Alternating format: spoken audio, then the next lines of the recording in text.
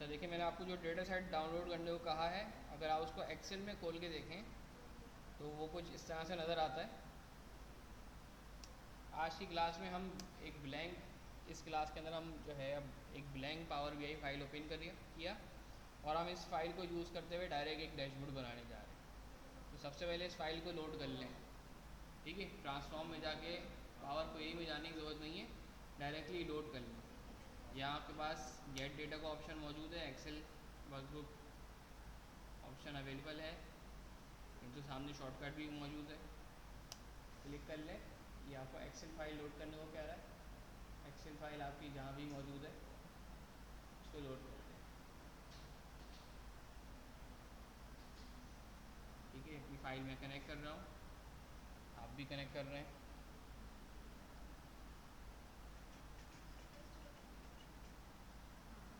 ठीक है, इस फाइल के अंदर 3 शीट्स अवेलेबल हैं, ऑर्डर्स, रिटर्न्स एंड पेपल्स। ठीक है, तो जो है फ़िलहाल आप तीनों कर लें।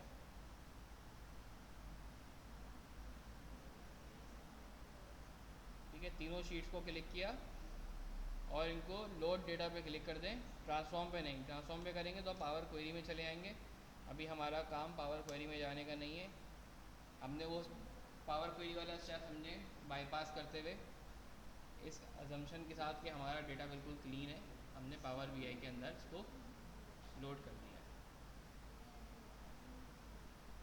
ये तीनों टेबल्स आपके पास इस वक्त पावर बीआई के आपके सिस्टम में लोड हो रहे हैं।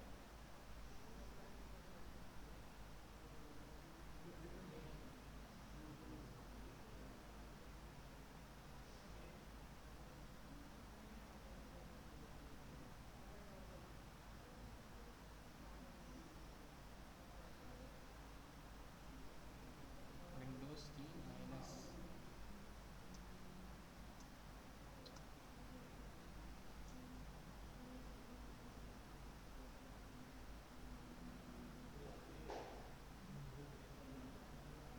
ये तीनों डेटा लोड हो गया है। अब क्योंकि इस फाइल के अंदर हमने जाकर पीछे ऑटो डिटेक्ट न्यू रिलेशनशिप के ऊपर अनचेक नहीं किया हुआ था, वो तो हमारी हमने उसी फाइल के ऊपर किया हुआ था। तो पावर बीआई ने इसके अंदर खुद से कोई ना कोई रिलेशनशिप फाइंड करने की कोशिश की होगी। तो चल के देख लेते हैं कि पावर बीआई ने सही की हुई कि नहीं की हुई। तो डेटा मॉडलिंग में आ जाए और यहाँ इसने खुद से कोई भी नहीं की हुई। क्यों नहीं की हुई? अगर आप जाकर टेबल व्यू में जाके देखें तो आपको पीपल्स का जो डेटा है उसमें वो हेडर प्रमोट नहीं हुए हुए। तो चलिए आपने एक दफ़ा ट्रांसफॉर्म डेटा पे चले जाएं। ठीक है, और इसके हेडर को प्रमोट कर लेंगे तो बेसिक बेसिक काम आप लोग कर सकते हैं। तो समझ में आ गई है। पीपल्स के डेटा पर आएँ और ये आपका डेटा हेडर प्रमोट नहीं हुआ use first row as header, इस पर क्लिक करेंगे। ये डेटा आपका हेडर ऊपर चला गया और टाइप को अपोजिट साइड हो गई। रिटर्न के अंदर भी यही, use first row as header, close and apply.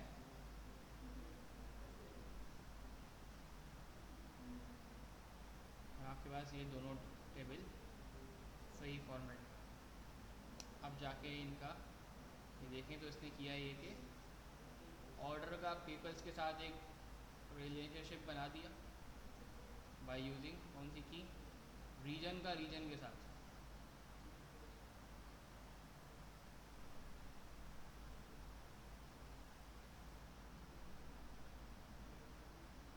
ठीक है, लेकिन ऑर्डर आईडी का रिटर्न की ऑर्डर आईडी के साथ इसने रिलेशनशिप नहीं बनाया।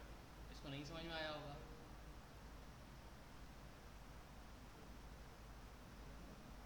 अच्छा, पहले समझ लें कि डेटा है क्या।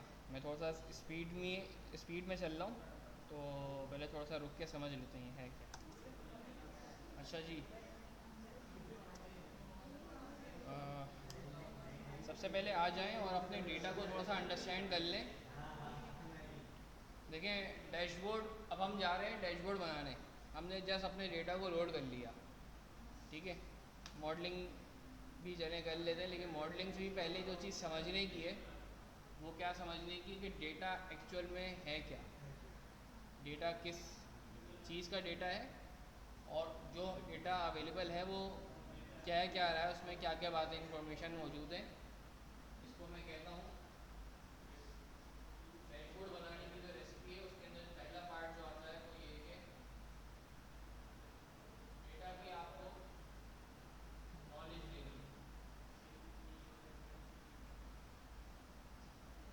या बस को सही वर्ड पे डिफाइन किया जाए तो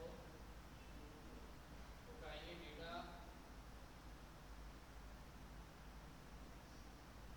ग्रैनुलैरिटी आपको फाइंड करनी है। यानी कि जो डेटा है आपके पास वो किस लेवल ऑफ इंफॉर्मेशन पे आपको मिला हुआ है। जो पहले वाला डेटा सेट था वो आपको वो customer wise, product wise, order wise अलग अलग फॉर्मेट में मिला हुआ था। तो आपको नज़र आ रहा था कि ये शायद प्रोडक्ट का टेबल है, ये कस्टमर का टेबल है, ये रीजन्स का टेबल है। यहाँ आपके पास ऐसा कुछ नहीं है। तो यहाँ आपको समझना होगा कि आपका डेटा है क्या। डेटा की ग्रैनुलैरिटी मतलब है कि डेटा की एक सिंगल लॉ आपको क्या बात बताती है, सही है।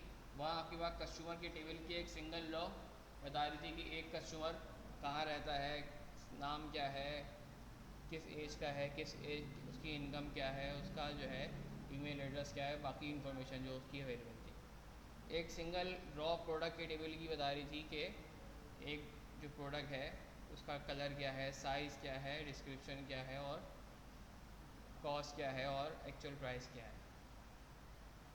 एक सिंगल लो आपकी रीजन के टेरिटरी की टेबल की जो लाइन वो आपको बता रही थी कि एक रीजन वो किस कंट्री का, किस कॉन्टिनेंट का से बिलोंग करता है। ऑर्डर की टेबल की एक सिंगल लाइन आपको बता रही थी कि ये जो ऑर्डर नंबर है ये किस तारीख को हुआ है, और इसके अंदर कौन सी एक प्रोडक्ट मंगवाई है, वो किस कस्टमर ने मंगवाई है, और कितनी क्वांटिटी मंगवाई है, यही बता रहा था। अब इसकी एक रॉ समझते हैं कि इसकी एक रॉ आपको क्या बता रही है। ऑर्डर नंबर, कौन सा ऑर्डर हुआ है, सो ये भी एक सेल्स डेटा सेट है। किस डेट को ऑर्डर हुआ है, किस डेट को शिप हुआ है, ठीक है। शिपमेंट मोड क्या यूज़ किया गया है, ठीक है जी। किस कस्टमर ने ऑर्डर किया है, कस्टमर का नाम क्या है, उसका सेगमेंट क्या है। कस्टमर को डिफरेंट सेगमेंट में तोड़ा हुआ है इन्होंने अपने पास। कौन कौन से सेगमेंट तोड़े में, कॉर्पोरेट, कंज्यूमर या होम ऑफिस। किस कंट्री से बिलोंग कर रहा है कस्टमर, किस सिटी से बिलोंग कर रहा है, किस स्टेट से बिलोंग कर रहा है, उसका पोस्टल कोड क्या है, उसका रीजन क्या है, उसकी प्रोडक्ट आईडी क्या है, उसने जो प्रोडक्ट मंगवाई है वो प्रोडक्ट आईडी क्या है, वो जो प्रोडक्ट है वो किस कैटेगरी से बिलोंग कर रही है, किस सब कैटेगरी से बिलोंग कर रही है, और प्रोडक्ट का एक्चुअल नाम क्या है। और इस पूरे ऑर्डर के ऊपर या इस प्रोडक्ट के ऊपर उसने इस कंपनी ने कितनी सेल की है, कितनी क्वांटिटी के अंदर आपने वो प्रोडक्ट सेल की है इसको, इस कस्टमर को, कितना डिस्काउंट आपने दिया है, और कितना प्रॉफिट आपको हुआ है।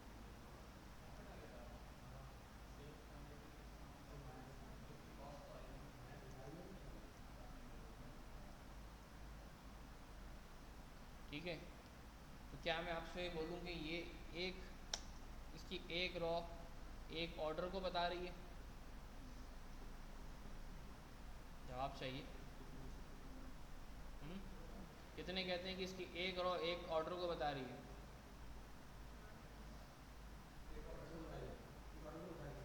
नहीं, फिर किसको बता रही है मिस।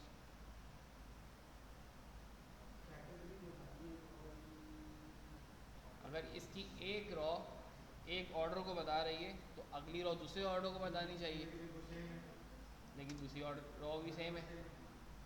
इसका मतलब बात तो यही हुई ना कि क्या एक कस्टमर क्या एक ऑर्डर में एक ही प्रोडक्ट मंगवा सकता है? नहीं भाई, मैं तो एक प्रोडक्ट में मल्टीपल प्रोडक्ट मंगवा सकता हूँ।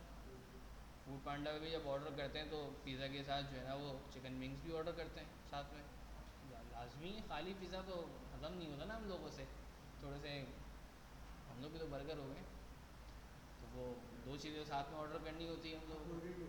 कोल्ड ड्रिंक भी होती है, ये तीन चीज़ हो गई हैं, और कब ऑर्डर हो रहा है ये पता नहीं चल रहा। दो सीनियर्स मौजूद हैं यहाँ पर। नहीं नहीं, आप लोगों को ऑर्डर करना भी नहीं है भाई।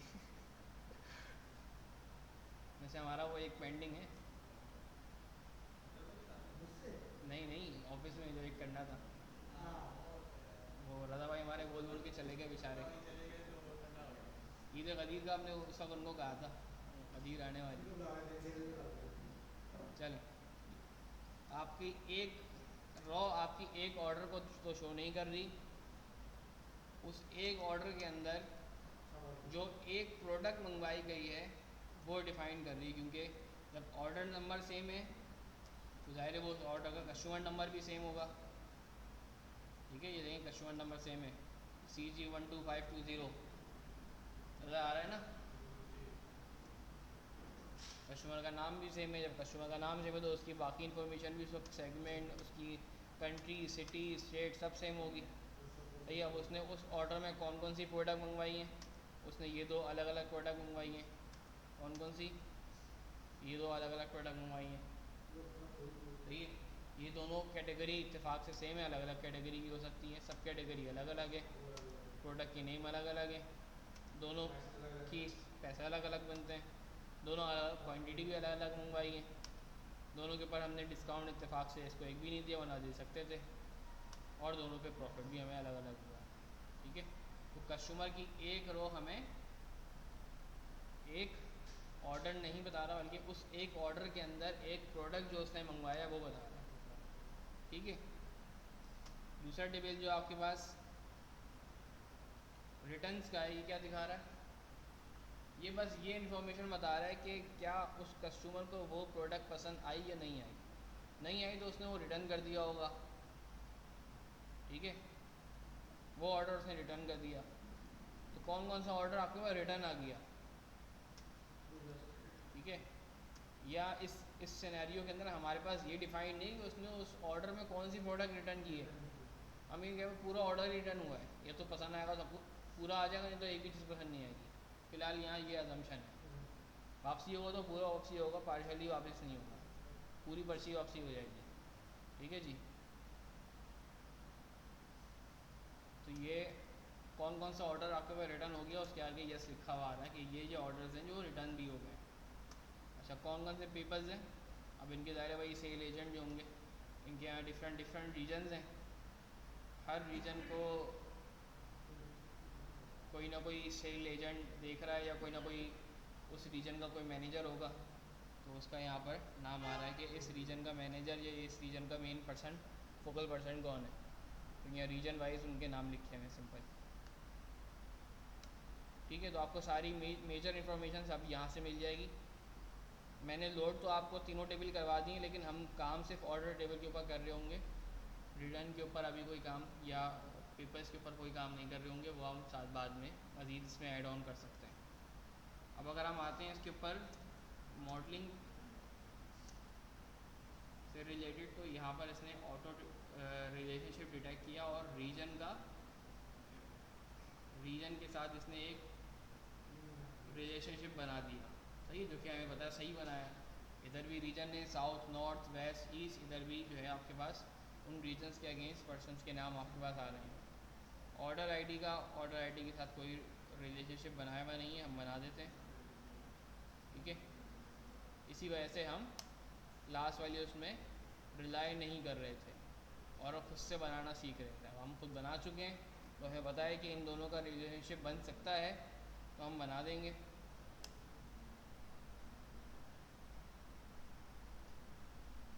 ठीक है, और ये बना हुआ मिल भी सकता था, इत्तेफाक से नहीं बनाया, उसको नहीं समझ में आया होगा पावर वी आई को, जिसकी ऑटो फंक्शनैलिटी जिस तरह से काम करती है उसको तो नहीं समझ में आया, उसने नहीं बनाया।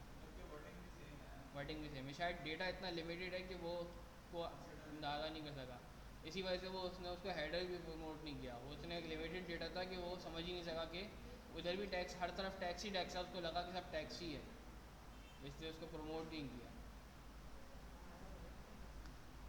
ठीक है, तो ये हमने इनके दरमियान रिलेशनशिप भी बिल्ड कर दिया। अब एक्चुअल काम क्या करना है, हमें इसके ऊपर एक डैशबोर्ड बनाना है जी।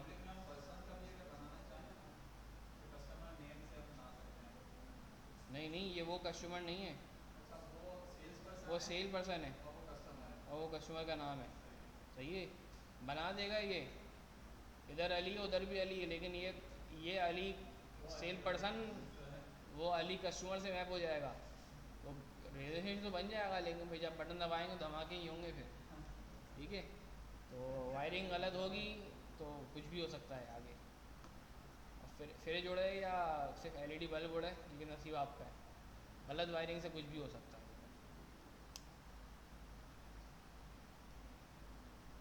ठीक है जी, ये आपने बना लिया है। अब हम इसके ऊपर बनाने आ रहे हैं डैशबोर्ड। डैशबोर्ड का पहला ऑप्शन मैंने आपको बता दिया कि क्या चीज़ होनी चाहिए, आपको अपने डेटा की नो हाउ पूरी होनी चाहिए कि आपका डेटा क्या बता रहा है, उसके अंदर एक सिंगल लॉ क्या बता रही है। जब आपको ये पता चल जाएगा कि आपके डेटा की एक सिंगल लॉ क्या वैल्यू दे रही है, क्या बात बता रही है, तो इसका मतलब है कि आपको अपने डेटा की पूरी नो हाउ हो गई। इसी के अंदर आप दूसरी जो नो हाउ दे सकते हैं, वो डेटा की क्वालिटेटिव एंड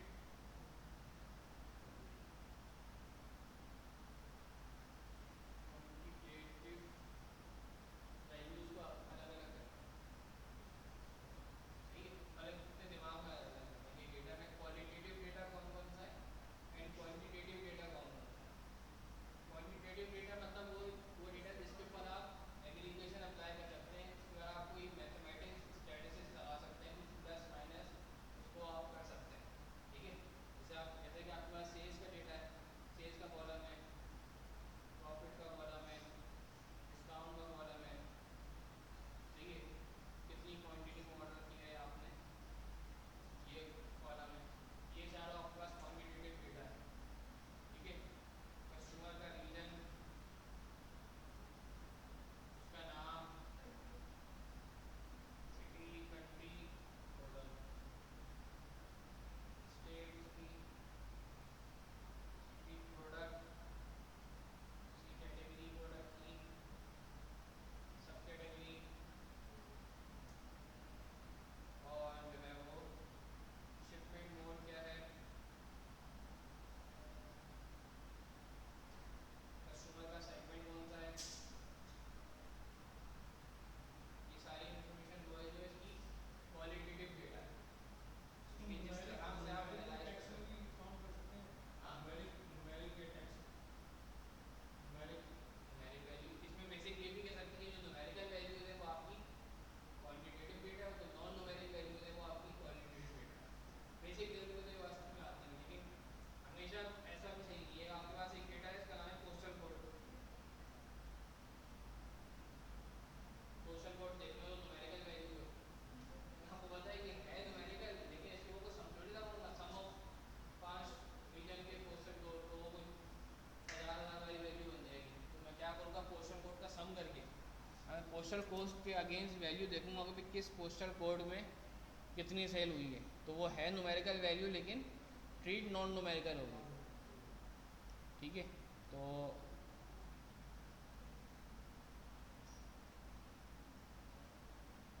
ये आपके पास डेटा जो है वो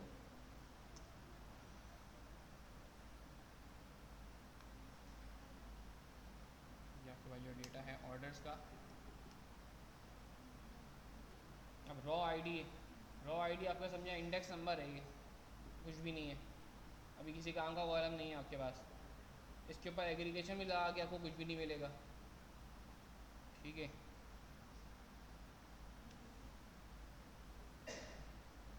या ऑर्डर आईडी है, ऑर्डर आईडी देखा जाए तो एक नॉन न्यूमेरिकल वैल्यू है, लेकिन इसको हम एज अ क्वांटिटेटिव काउंट ही करेंगे, क्योंकि इसके ऊपर हमेशा आप काउंट स्ट्रिंग या काउंट निकाल के ये चेक कर रहे होंगे कि टोटल ऑर्डर्स कितने हैं आपके पास, तो उसके इस कॉलम के ऊपर भी एग्रीगेशन ही लग रही होगी काउंट की।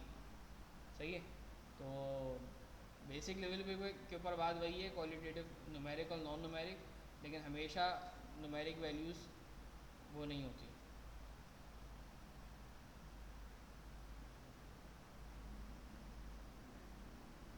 या जैसे लास्ट वाली प्रोडक्ट हमारे पास जो प्रॉब्लम थी, उसके अंदर हमारे पास टोटल नंबर ऑफ़ चिल्ड्रन एक कॉलम था।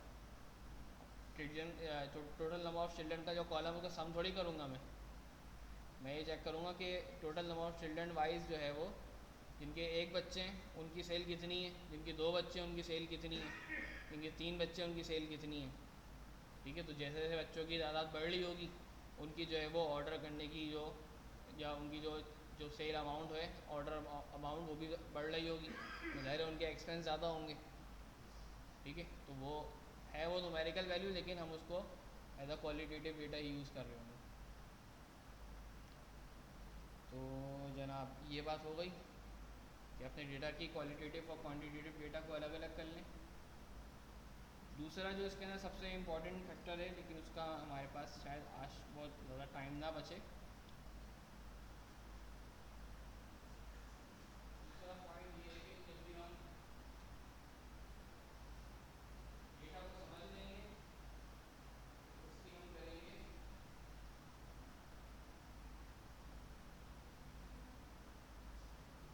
Wire framing. वायर फ्रेमिंग जैसे सिंपली और हमारी जबान में कहे तो बेसिक इसका बेसिक मैथ बना लें, या इसका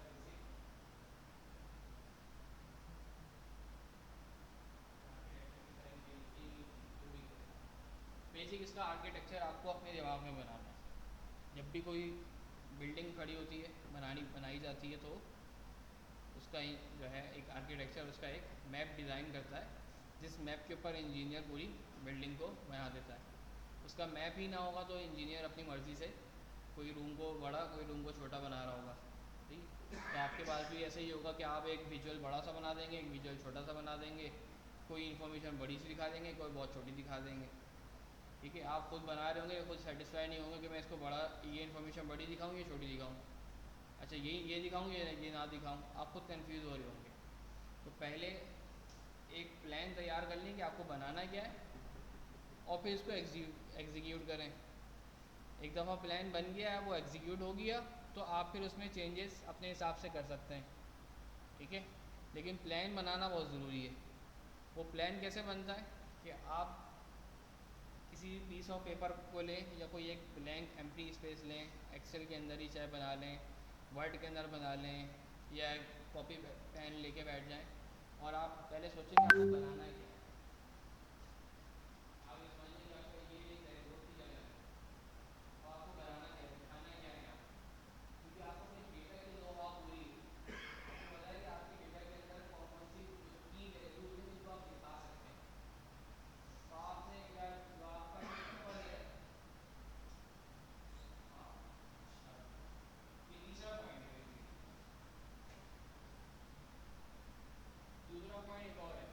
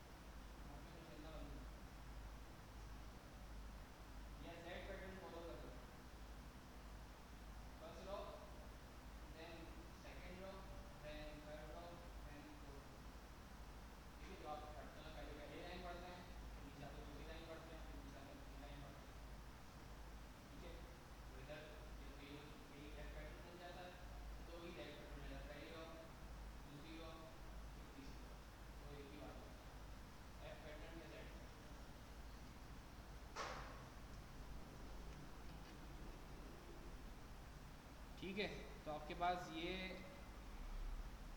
एक ओवरऑल आपका मैंने एक व्यू दे दिया आपको। 4 पॉइंट्स आप इसको नोट करेंगे हमेशा जब भी डैशबोर्ड बनाएंगे। अब हम बनाने जा रहे हैं अपना डैशबोर्ड। ठीक है, मुझे सबसे पहले अपनी हेडिंग लगानी है। मैं टेक्स्ट बॉक्स को सिलेक्ट करता हूँ और यहाँ पर हेडिंग लिख देता हूँ। लिख देता हूँ सुपर स्टोर सेल्स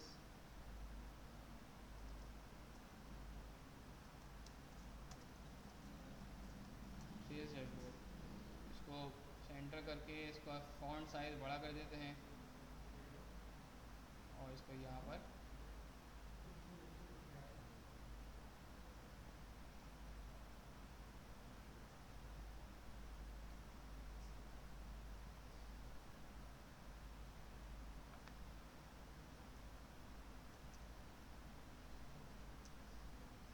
मैंने इसको यहाँ पर प्लेस कर दिया।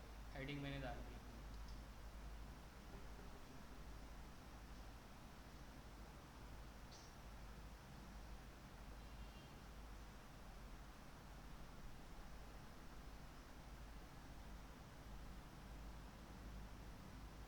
ठीक है जी। और आप आ जाएं गूगल पे जो है ना, यहाँ पे कुछ सर्च कर लें सुपर स्टोर के नाम से। इनकी कंपनी का जो है ना, ये एक्चुअली एक कंपनी है, इनका आपको लोगो मिल जाएगा।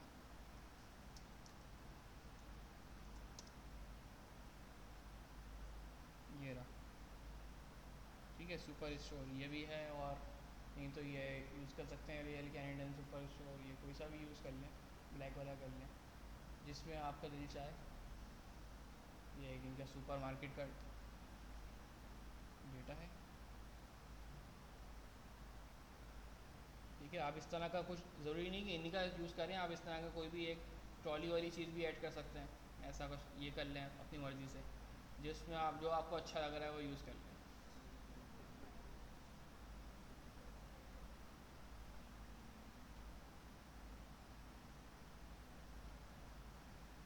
ठीक है, यहाँ पे आपके पास इंसर्ट के अंदर शेप्स का ऑप्शन सॉरी इमेजेस का ऑप्शन आ रहा होगा।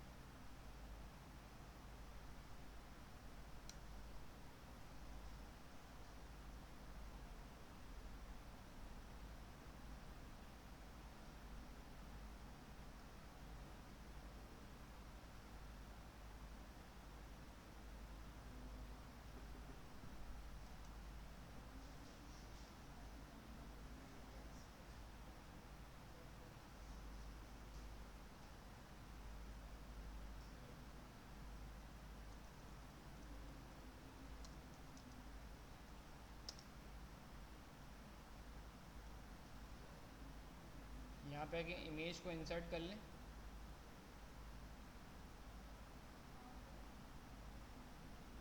ठीक है, और इसको स्मॉल करते हुए, छोटा करते हुए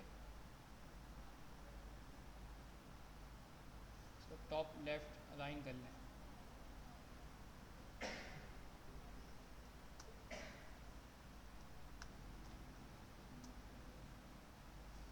अच्छा जी, ये आपके पास हो गया है। अब आप सिलेक्ट करेंगे ये न्यू कार्ड। ठीक है, जिस कार्ड के ऊपर ऐसे फ्लैश का साइन बना हुआ आ रहा हो ना, बिजली वाला निशान, ये इसको यूज़ करेंगे। पुराना वाला यूज़ नहीं कीजिएगा। आप में से किसी के पास पुराना वाला आ रहा होगा, किसी के पास नहीं आ रहा होगा। तो ये वर्जन्स का फ़र्क होता है। मेरे पास शायद पुराना वर्जन है, इस वजह से पुरानी चीज़ें हटी नहीं है। अपना वर्जन देखने जाऊँगा तो हेल्प में जाके अबाउट पे क्लिक करूँगा तो मैं यहाँ वर्जन बता देगा। ये देखिए, मेरे पास 2025 अगस्त का वर्जन लगा हुआ है, तो तकरीबन 1 साल हो गया। इस वजह से ये कुछ चीज़ें नज़र आ रही होंगी मेरे पास एक्स्ट्रा। तो ये आप ये 123 वाला जो न्यू कार्ड है ये सिलेक्ट करेंगे। ठीक है, ये कार्ड आपको बेसिकली इंफॉर्मेशन नंबर्स के फॉर्म में शो कराने में हेल्प आउट करता है। ठीक है, मैंने इसको सिलेक्ट करके इसको पूरी जगह के ऊपर मैंने लगा दिया। ठीक है, अब मैं जो है इसके अंदर इंफॉर्मेशन ऐड करने जा रहा हूँ। सबसे मैं पहले डाल देता हूँ मैं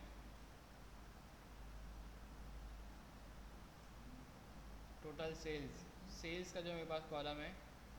ठीक है, आप यहाँ ये भी देख सकते हैं कि वो सारा डेटा जो आपके पास क्वांटिटेटिव डेटा है उसके ऊपर आपके पास ये समीशन बना हुआ आ रहा है। ठीक है, और जो डेट वाला डेटा है उसके ऊपर ये कैलेंडर बना हुआ आ रहा है, और जो बाकी जो आपके पास कैटेगोरिकल डेटा है उसके ऊपर कुछ भी बना हुआ नहीं आ रहा, जिससे आपको समझ में आ रहा है कि ये क्वालिटेटिव डेटा है, कैटेगोरिकल डेटा है, और वो इसके बाद समीशन बना हुआ आ रहा है वो आपके पास क्वान्टिटेटिव डेटा है। तो सेल्स के ऊपर समीशन बना हुआ है, मैंने सेल्स के ऊपर क्लिक कर दिया। ठीक है, तो आपके पास ये सेल्स ऑटोमेटिकली यहाँ ड्रॉप हो गया। 3 तरह से पावर बीआई के वैल्यूज़ हम ऐड कर सकते हैं। या तो आप विजुअल को सिलेक्ट कर लें, और विजुअल को सिलेक्ट करने के बाद जस्ट अपनी वैल्यू को सिलेक्ट करें तो वैल्यू ऑटोमेटिकली अपनी जगह के ऊपर आ जाएगी। ऐसे नहीं करना चाहते तो आप यहाँ से ड्रैग करके उसको पोजीशन पे लाके ड्रॉप कर दें, फिर भी आ जाएगी। ऐसे भी करने का दिल नहीं चाहता तो यहाँ से इसको ड्रैग करें और विजुअल के ऊपर लाके ड्रॉप कर दें, फिर भी वो आ जाएगी। तो जिस तरह से आपका दिल चाहे उस तरह से वर्क कर लें। इसने दिखा दिया टोटल सम ऑफ सेल्स क्या है, 2.30 मिलियन।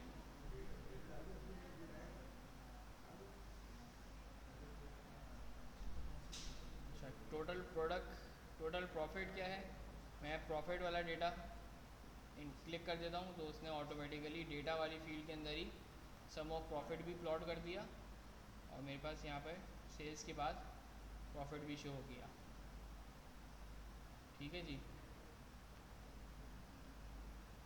तो सेल्स और प्रॉफिट तो मैंने देख लिए। अब आ जाते हैं डिस्काउंट,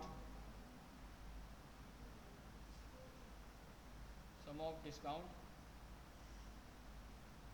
अब यहाँ पर क्योंकि मुझे डेटा पता है, अभी हमने डेटा को एक्सप्लोर किया था लेकिन उतना ज़्यादा एक्सप्लोर नहीं किया था।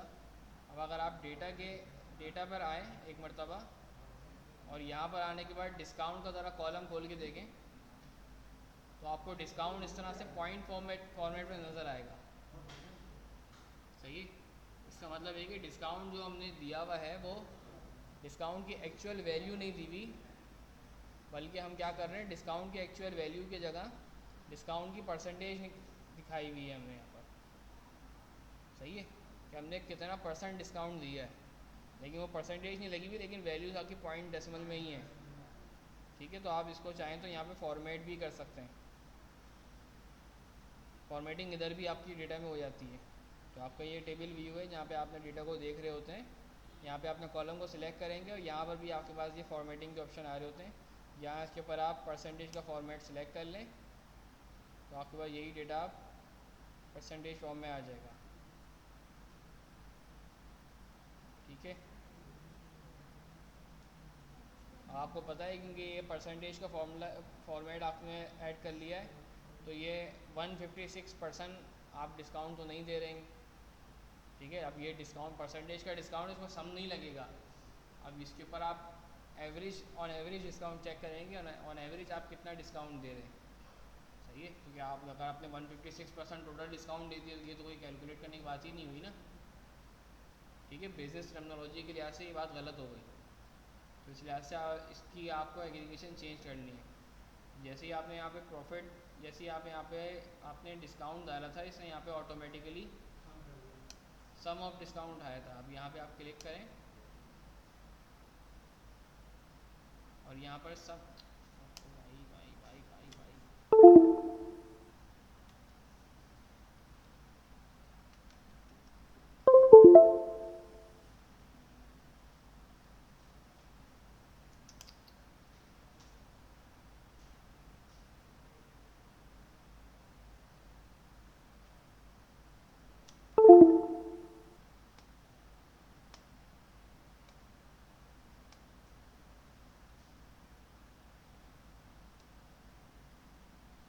इस पर आप जो एरो डाउन बटन है इसके ऊपर क्लिक करेंगे तो यहाँ पे आपको बता देगा कि इसका ये सम भी ले सकता है, एवरेज भी ले सकता है, मिनिमम भी ले सकता है, मैक्सिमम भी ले सकता है, count, distinct count, standard deviation, variance, median और बाकी show values at percentage of grand total और बाकी चीज़ें भी इसके ऊपर कैलकुलेट हो सकता है।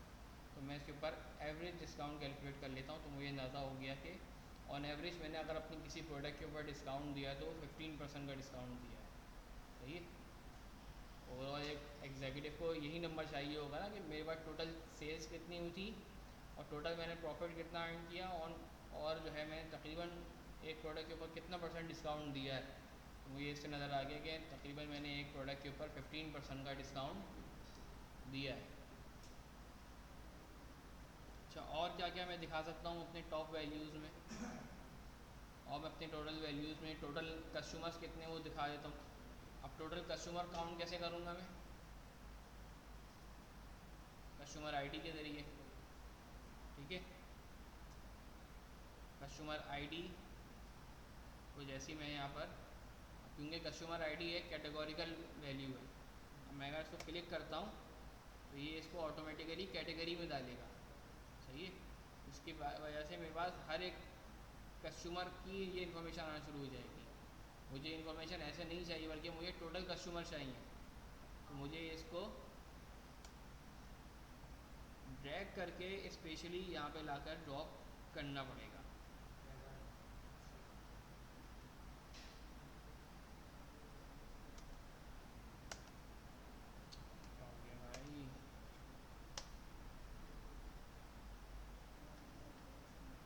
भाई भाई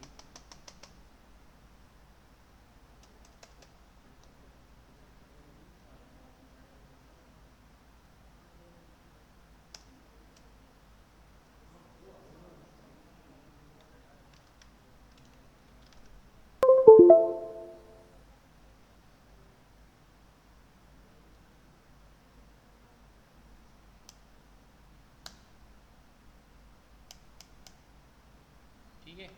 जैसे ही मैंने कस्टमर आईडी इसने ड्रॉप करी, इसने क्या किया, फर्स्ट कस्टमर आईडी दे दी भाई, और ये इन्फॉर्मेशन आपको यहाँ नीचे इसने लाके दिखा दी। नीचे नहीं, सॉरी, 3 के बाद इसने एक वो दे दिया, पहले एक स्क्रॉल दे दिया और चौथी वैल्यू आपको यहाँ दे दी। मुझे यहाँ फर्स्ट कस्टमर आईडी का काम नहीं है, देखिए क्योंकि ये कैटेगोरिकल वैल्यू थी तो इसने मुझे इसकी फ़र्स्ट वैल्यू दे दी। मैं इसके ड्रॉप डाउन मेन्यू में जाके चेक करता हूँ कि मैं क्या क्या कर सकता हूँ। उसकी फ़र्स्ट वैल्यू निकाल सकता हूँ, उसकी लास्ट वैल्यू निकाल सकता हूँ, इसकी काउंट निकाल सकता हूँ, काउंट डिस्टिंग निकाल सकता हूँ। काउंट निकालूंगा तो क्या वैल्यू मिलेगी मुझे, 9994। सही है। हर रो को काउंट कर लेगा ये, हर रो को काउंट होगी, कस्टमर तो निकाल नहीं सकते क्योंकि कस्टमर तो रिपीट भी हो रहा होगा। ठीक है। तो अगर मैं काउंट डिस्टिंग करूँगा तो मेरे पास एक्चुअल इन्फॉर्मेशन निकल कर आएगी कि मेरे पास 793 टोटल कस्टमर्स हैं। ठीक है। ये कैसे आ रहे हैं, वो मसला नहीं, बॉक्सेस आ जाएंगे इसके ऊपर। वो पुराने फॉर्मेट का मेरे पास है ना, उसमें बॉक्स आ रहे हैं, नए फॉर्मेट में बॉक्स ऐड करने पड़ते होंगे। इसी तरह से और मैं क्या दिखा सकता हूँ, टोटल प्रोडक्ट दिखा देता हूँ। प्रोडक्ट आईडी का कॉलम मेरे पास मौजूद है। प्रोडक्ट आईडी को ड्रैग करते हुए, ठीक है,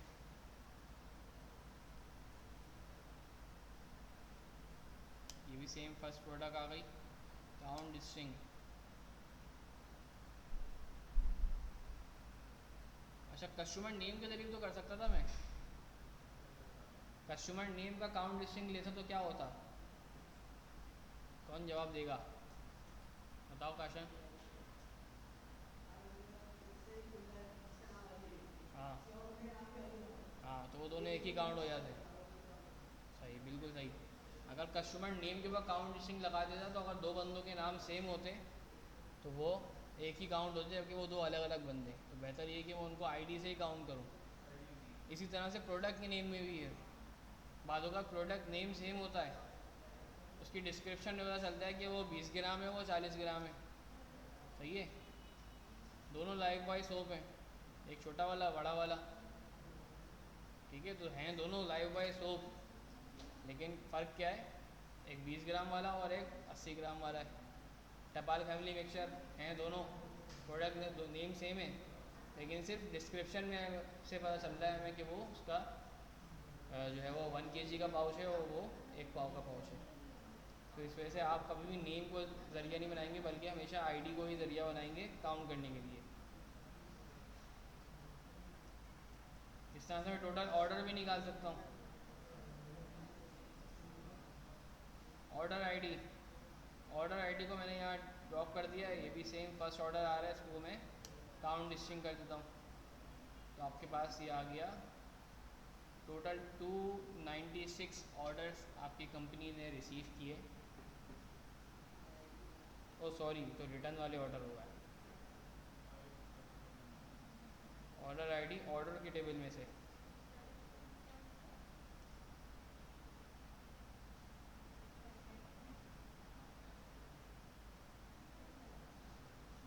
5009, 5000 ऑर्डर्स आपकी कंपनी ने अभी तक रिसीव कर चुके हैं 1862 प्रोडक्ट के अगेंस्ट। और ये ऑर्डर्स तकरीबन 793 कस्टमर्स ने किए हैं, जिससे ऑन एवरेज आपकी कंपनी ने 2.30 मिलियन की रेवेन्यू अर्न किया है। और एक्चुअल जो आपको प्रॉफिट हुआ है वो 286,000 का प्रॉफिट हुआ है। ऑन एवरेज आपने जो डिस्काउंट दिया है अपने कस्टमर्स को, तकरीबन 15% का डिस्काउंट दिया है। ठीक है, एग्जीक्यूटिव लेवल के ऊपर आपकी कंपनी के जो बड़े नंबर्स हैं आपको समझ में आ गया कि अच्छा भाई कंपनी में चल क्या रहा है, टोटल बंदे कितने हैं, टोटल प्रोडक्ट कितनी है, टोटल कस्टमर कितने हैं, टोटल ऑर्डर अब तक कितने मिले हैं, और टोटल क्या गेम क्या हुआ है पूरी कंपनी का। ठीक है, अच्छा इसके बाद की जो चीज़ें हैं वो जस्ट मैं आपको दिखा रहा हूँ, आप उसके बाद अगली क्लास में इसको कंप्लीट करके आएंगे। वो कैसे कंप्लीट होगा मैं बताता हूँ। अब इसके बाद आप नीचे जो है वो 4 विजुअल बनाएंगे। पहला विजुअल आप बनाएंगे बार चार्ट का। ठीक है, ये आप एक बार चार्ट सेलेक्ट कर लिया, ये बार चार्ट।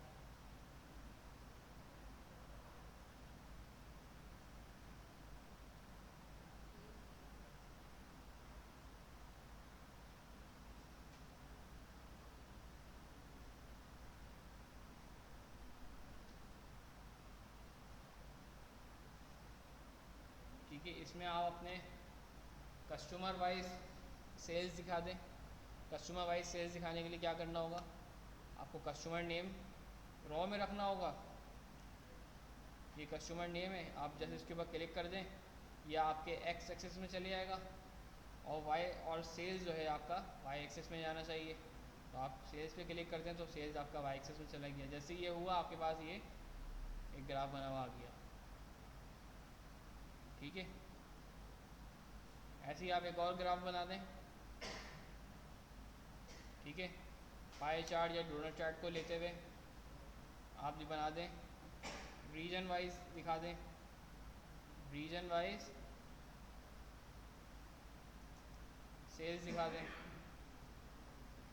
ठीक है, हर रीजन में कितनी सेल हो गई ये आपके पास आ गया।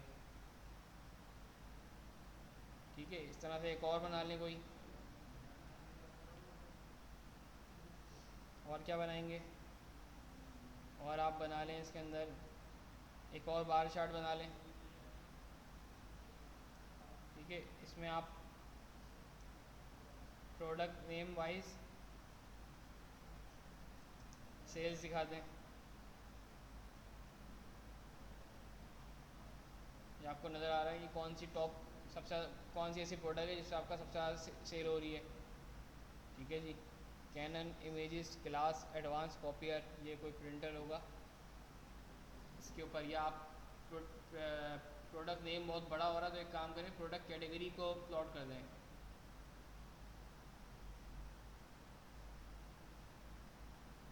ठीक है, तो टेक्नोलॉजी फर्नीचर सप्लायर या इसकी सब कैटेगरी वाइज प्लॉट कर दें। ठीक है, सबसे ज़्यादा फ़ोन्स बिक रहे हैं, फिर चेयर्स बिक रही, फिर स्टोरेज, फिर टेबल्स, माइंडर्स, मशीन। ठीक है, इस तरह से और एक कोई एनालिसिस आप दिखा दें, और क्या दिखा सकते हैं आप?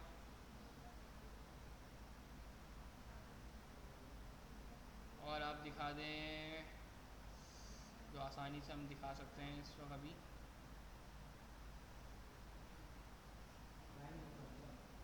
लाइन वाइज चल दिखा लेते हैं, ठीक है जी। लाइन चार्ट बना लें आप, डेट अपनी ऑर्डर डेट को यूज़ कर लें और ऑर्डर डेट वाइज आप अपनी सेल्स दिखा दें, ठीक है। तो ये आपको ईयरली सेल्स दिखा रहा है। इस तरह से डिफरेंट डिफरेंट चार्ट्स आप ज़रूरी नहीं कि यही बनाएं, इसको बना लिएगा।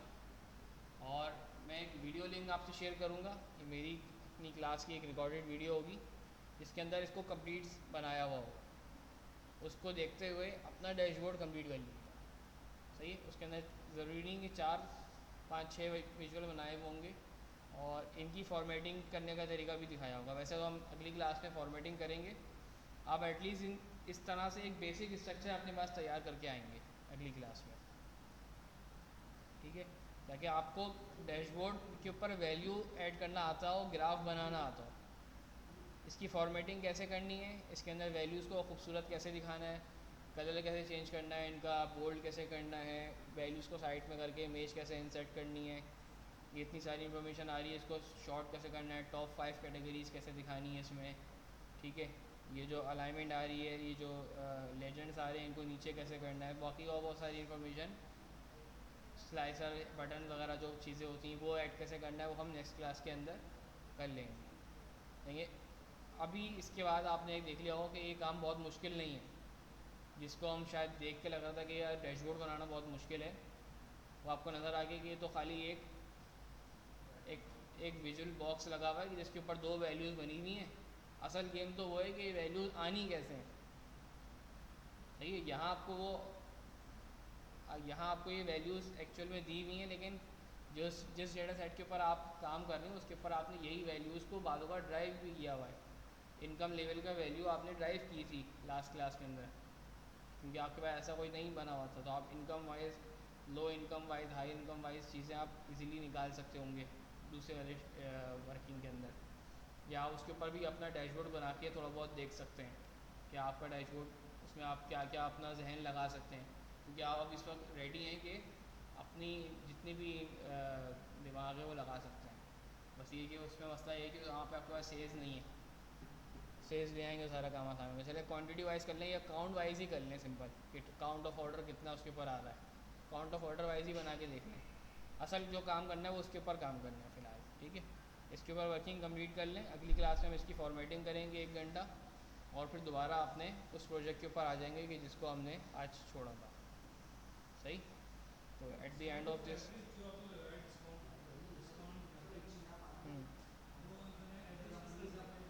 वो मैंने इस जब विजुअल को सिलेक्ट किया हुआ था तो यहाँ पर मेरे पास